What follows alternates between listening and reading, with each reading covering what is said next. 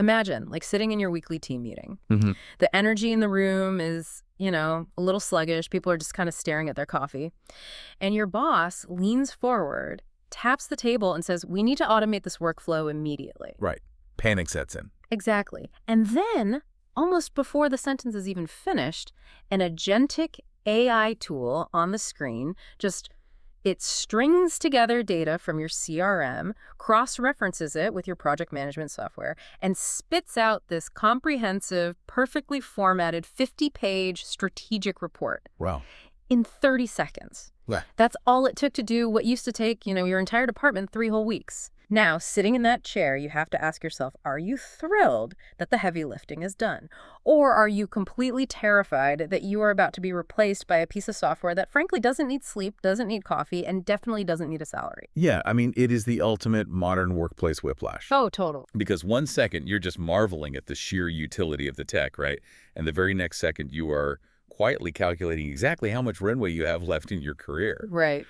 But that panic usually stems from a fundamental misunderstanding of the actual data. Mm-hmm. When you look at the reality of the global workforce right now, in early 2026, the numbers actually paint a surprisingly optimistic picture. Really? Yeah, but only for those who understand the underlying mechanics of how this transition is actually playing out on the ground. Which is exactly what we need to figure out today on this deep dive. Our mission is to look past the drama and really dig into the data.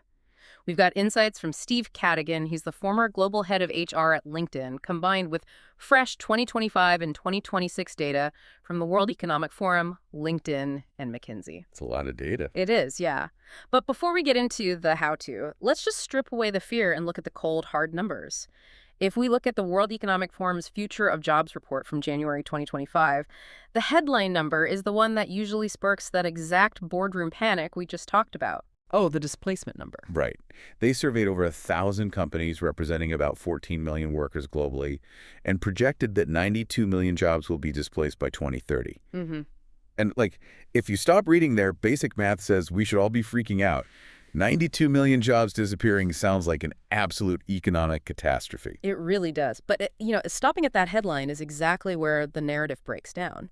Because while 92 million routine, heavily administrative jobs are being displaced, that exact same report projects that 170 million entirely new jobs will be created in that same time frame. Wait, 170 million new ones? Exactly. So we aren't looking at a shrinking labor market at all. We're looking at a net growth of 78 million jobs globally. That's a huge difference. Right. And if we isolate just the AI and information processing sectors, those fields alone are responsible for generating 11 million of those net new roles. So the pie is getting significantly larger. It's just requiring entirely different ingredients. And we are seeing those new ingredients in real time.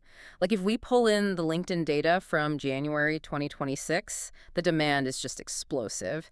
In just a 2-year window, AI created 1.3 million new global roles. It's wild. It is. And we aren't just talking about, generic software developers either. We're seeing a massive need for things like data annotators, the actual humans teaching the AI what to look at, grading its nuance, and forward-deployed engineers. Yeah, and those forward-deployed engineers are like a perfect example of this new labor market. How so? Well, they aren't sitting in some backroom coding all day. They're bridge builders. They embed directly with client companies to integrate these massive, complex AI models into, clunky legacy systems. Ah, okay. So it requires this really high degree of technical skill combined with intense face-to-face client communication. Exactly. And that doesn't even touch the physical infrastructure required to run all this stuff.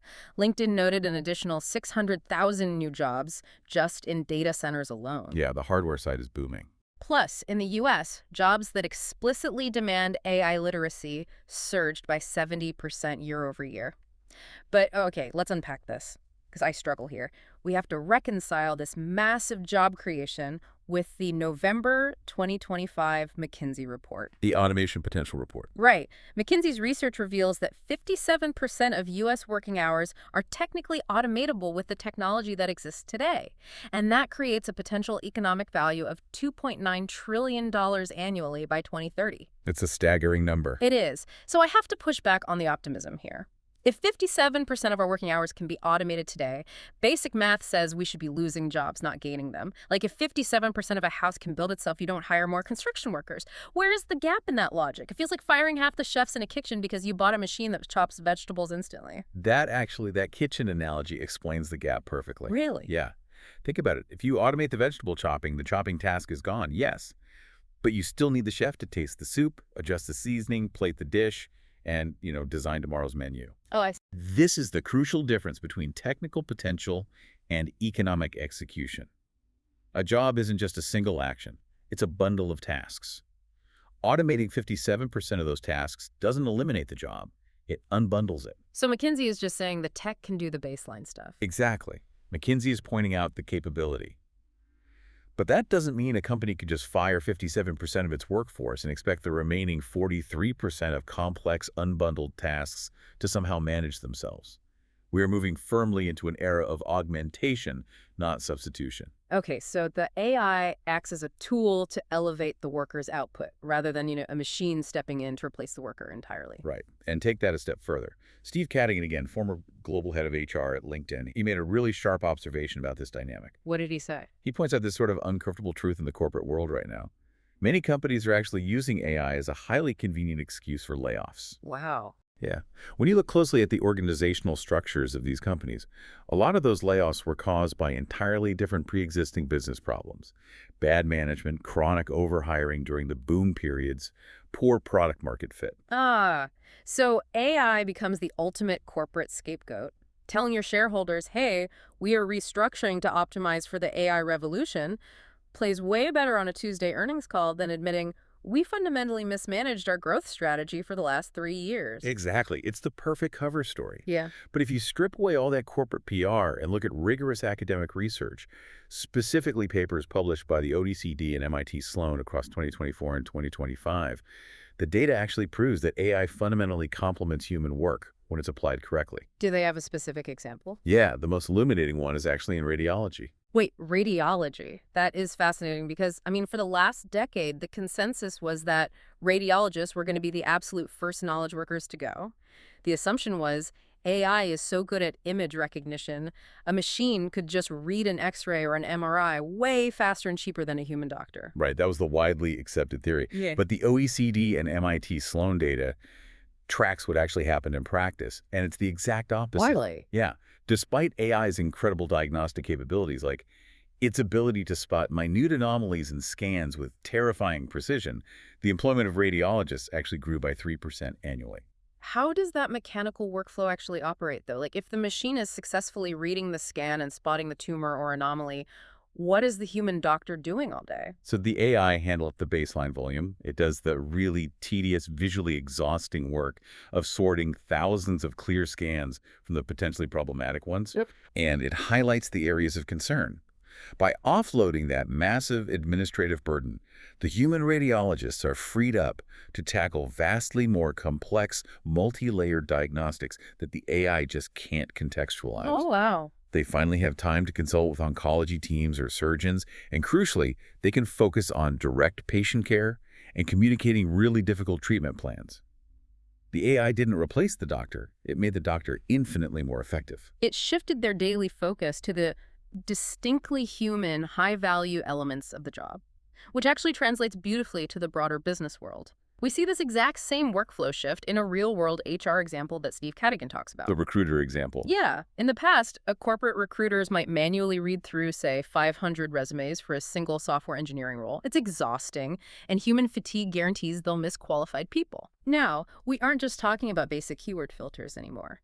An agentic AI can evaluate those 500 applicants, cross-reference their public GitHub repositories, run an initial code test evaluation, and narrow the pool down to the top 50 candidates who actually have the technical skills. Which saves weeks of administrative bottlenecks. It does, but here's where it gets really interesting. Let me challenge the outcome of that. If the agentic AI is doing all the evaluating and filtering, doesn't the recruiter essentially just become a rubber stamp for the algorithm? By letting the AI narrow it to 50, don't we lose that human intuition that might spot a diamond in the rough? Well, if the recruiter chooses to operate on autopilot, then yes, they become a rubber stamp and their job is absolutely at risk. Right. But in a properly redesigned workflow, the reality is very different. Yeah. Because they aren't spending 40 hours reading 450 unqualified resumes, that recruiter now has the cognitive energy to deeply engage with those top 50. Oh, I see. They can actually pick up the phone. They can assess cultural fit, dive into a candidate's true motivations, and actively sell the vision of the company to top-tier talent. Cadigan calls this the magic of emotional connection. I love that phrase. Right. It's a distinctly human trait that no algorithm can replicate. And it creates a massive win for the applicant, too, because they actually get treated like a human being instead of just, a data point in a tracking system. Okay, so if we establish that human connection, complex care, and strategic contextualization are becoming the true value adds, the obvious next step is figuring out how we actually train for that. Exactly. The sources WEF, LinkedIn, McKinsey, they all point to a specific consensus on what they call the top 5 skills demanded in this new landscape. But looking at it, it doesn't read like a traditional list. It looks more like a conceptual framework. Let's call it a sandwich model of skills. That's a great way to visualize it. At the base layer of this sandwich, you have the foundational requirement, AI and big data combined with AI fluency. The demand for this baseline has multiplied by 7 in just 2 years. Wow. But there's a really vital distinction to make here. Fluency does not mean everyone needs to learn Python or, build neural networks from scratch. Okay, that's a relief. Right. It means understanding what the tools can do, recognizing their hallucinations or limitations, and knowing how to prompt them to execute multi-step workflows. So, what does this all mean for me? Like, if I'm applying for a job tomorrow, I can't just type AI fluency under the skills section of my resume and expect to stand out. Everyone is going to have that. Exactly. It's kind of like knowing how to navigate using a GPS. You don't need to know how to launch the satellite into orbit, but if you don't know how to accurately type in your destination and evaluate the route it gives you, you're still going to end up lost. That's a perfect analogy. Fluency is the baseline expectation now, not the differentiator. Which brings us to the middle layer of the sandwich. Creative thinking paired with curiosity and lifelong learning. As we've seen, AI is unparalleled at executing routine tasks and finding patterns in historical data. But it is fundamentally terrible at asking what if. You can't originate entirely new concepts out of thin air or, challenge the premise of a question. Right, like the AI can generate the perfectly formatted 50-page report, but it can't sit in the room, read the shifting body language of the client, and tell you that you are actually selling to the wrong market entirely. Exactly. Which leads directly into the top layer of our skill sandwich, which is 100% human. Resilience, flexibility, and agility combined with leadership and social influence. Ah, the soft skills. Yes, navigating organizational change, managing the anxiety of a massive technological shift within your team, inspiring people during a difficult pivot. Algorithms cannot execute emotional leadership. The sources refer to this blend of technological literacy and adaptability as the rise of the new-collar worker. The new-collar worker. It's like the sweet spot between blue-collar practical execution and white-collar knowledge work, all unified by this total comfort with rapidly moving technology. And that ties into the final and maybe most critical skill in the framework. Problem solving combined with ethical judgment. This is where the human element becomes completely non-negotiable. The paradigm we are entering is very clear. The AI proposes, the human decides. Right. When an agentic AI evaluates, say, a supply chain disruption and offers 3 different paths forward, evaluating which of those paths actually aligns with the company's risk tolerance, its brand reputation, and its contextual business goals. That is an entirely human responsibility. That's the ethical judgment part. Yes, evaluating business risk. And that perfectly explains the statistic Steve Cadigan highlighted, which I honestly found totally counterintuitive at first.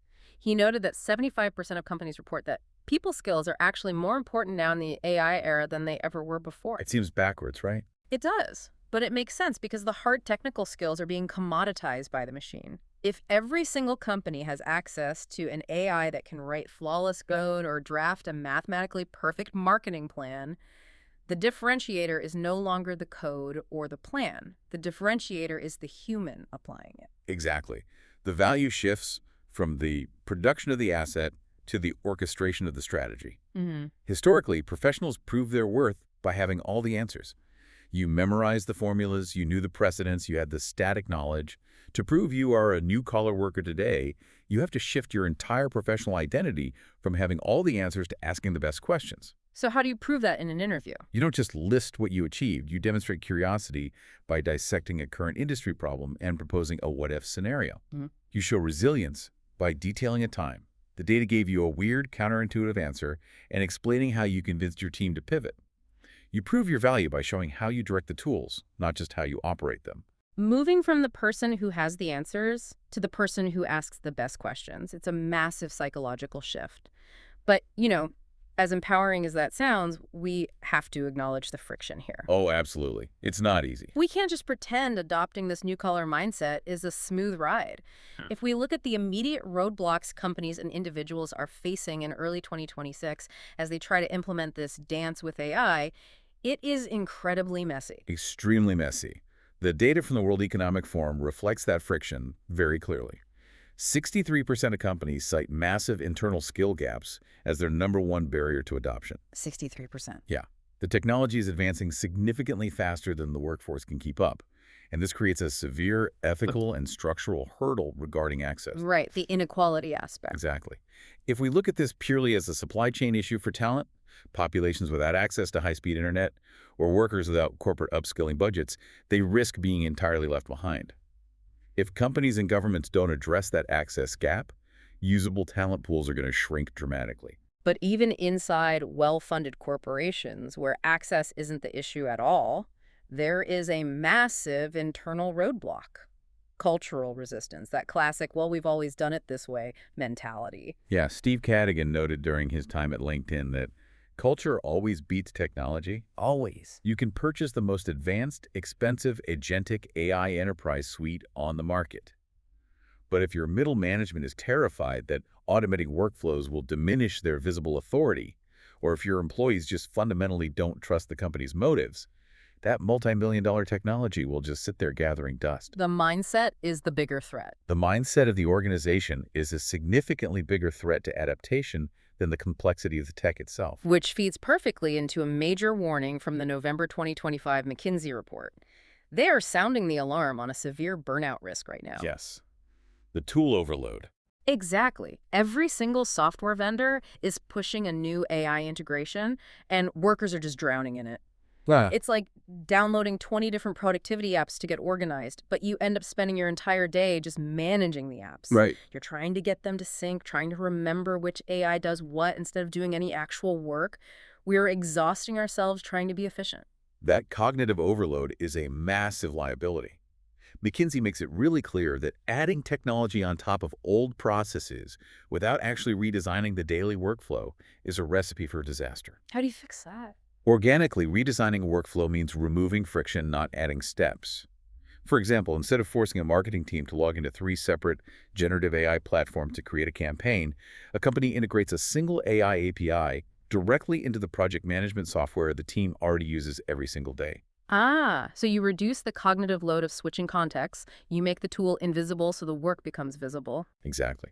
And the encouraging news here is that the data shows companies are finally waking up to this reality.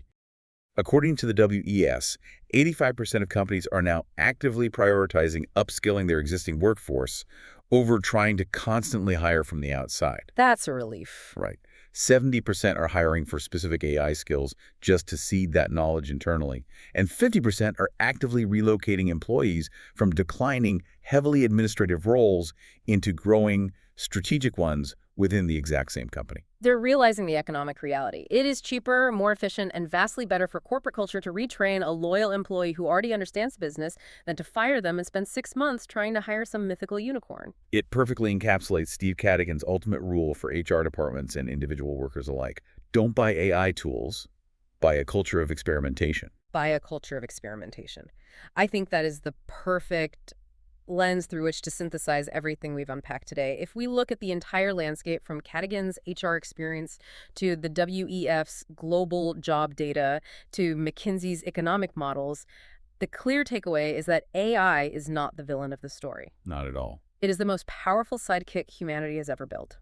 Yes, the transition is incredibly messy, the skill gaps are real, the burnout from poor implementation is a genuine threat, and the structural access issues need to be solved urgently. but the data unequivocally proves the net positive. We are looking at a future with more jobs, substantially more productivity, and crucially, way more time for human creativity, complex problem solving, and genuine relationships. It all comes back to that core philosophy. The future of work doesn't belong to those who are afraid of the technology. It belongs to those who learn to dance with AI. And that requires immediate action from you, the listener. Don't wait for your company to organically redesign your workflow or hand you a training manual. Take ownership of your own augmentation. Try one new AI workflow tool this week just to understand its mechanics. Commit to mastering a new skill that leans heavily on human connection.